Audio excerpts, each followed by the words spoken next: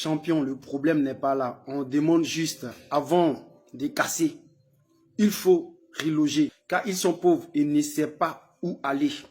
Je ne vais pas trop perdre le temps à discuter avec toi. Je vais mettre ce témoignage là. Nous allons tous écouter ensemble. La dernière fois, on a fait un live.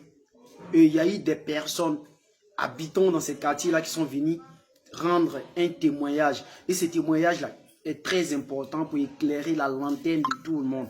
Parce que j'ai comme l'impression que vous êtes en train de faire de la propagande, de la récupération, de la manipulation. Mais ça ne marchera pas comme ça. Parce que nous voulons le développement. Il va falloir qu'on écoute les personnes qui ont vécu dans ces endroits-là, les personnes qui ont été dédommagées et qui sont en train de donner des témoignages ici. Et ces vidéos-là doivent être partagées pour ne pas que la manipulation passe. Arrêtez de nous distraire ici, là. On écoute ensemble le témoignage. C'est un fils de Gourban, les gars. Voilà, il y a un fils de Gourban. Le micro. Fermez le micro, les gars. Ouais, il a vu, il essaie actuellement au marché, il a vu voir live là-dedans. Il y a beaucoup de discussions. Voilà pourquoi il est monté. Sincèrement, moi, j'ai vécu à Bourbana de 90, ça va de 2015, je suis quitté à Bourbana pour aller comment on dit, à Bobo. Mon papa a construit à Bourbana. Mon papa était à, comment on dit, quartier Bourbana côté.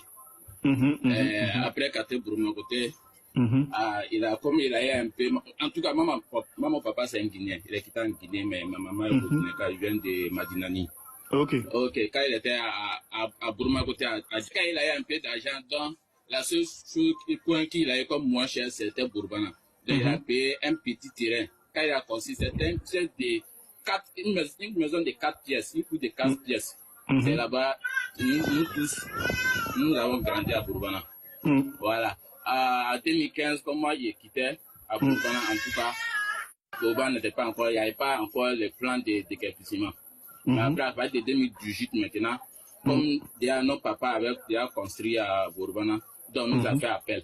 Donc nous tous, on a resté, comme on dit, à résister ceux qui vont dédommager.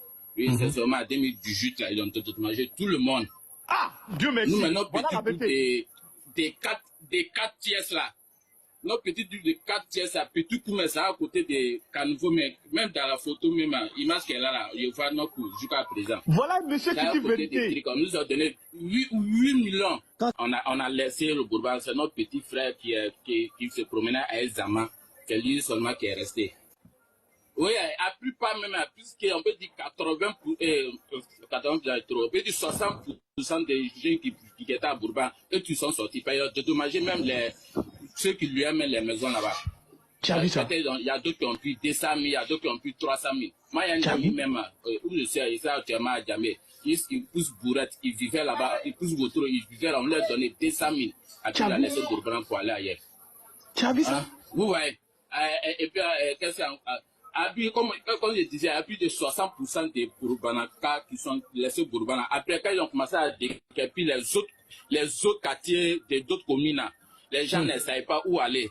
Donc, comme il y avait ceux qui avaient abandonné Bourbana, il y avait des cours qui étaient là avec personne dedans. Donc, on les a orientés pour aller vivre à Bourbana.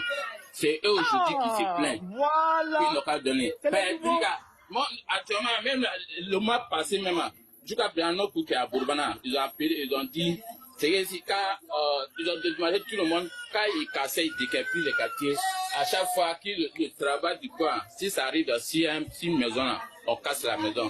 Si ça arrive sur un côté, on casse la maison. Donc tout le monde savait qu'on allait casser tout.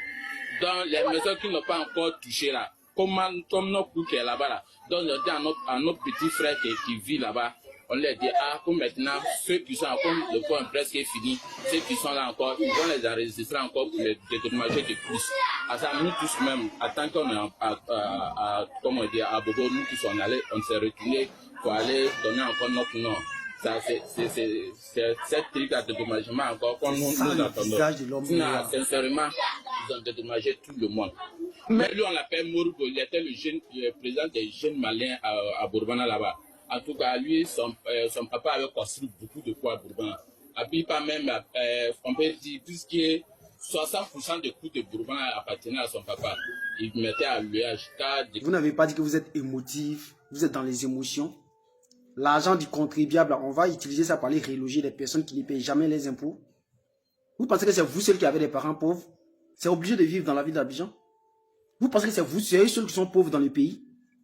Si on devait utiliser l'argent du contribuable pour aller reloger les gens partout là, nous tous on va aller créer des bidonvilles, on sort dans les maisons qu'on loue là, ça va s'installer dans des espaces de l'État. Et puis comme ça, l'État vient, lorsque l'État va vouloir casser les endroits, ils seront obligés d'aller nous reloger dans des maisons comme ça. Vous pensez que c'est par les émotions on gère un pays? Vous levez là, vous avez vos connexions décentes, vous achetez vos connexions là, vous venez distraire les gens quoi. Force à M. Bakongo, le peuple ivoirien vous soutient. Faites votre travail. Si ce n'est pas ces messieurs courageux là pour faire ce travail, il n'y a pas un gouvernement qui va venir faire ce travail là. Parce que les gars sont émotionnels. Vous pensez que les émotions gèrent un pays?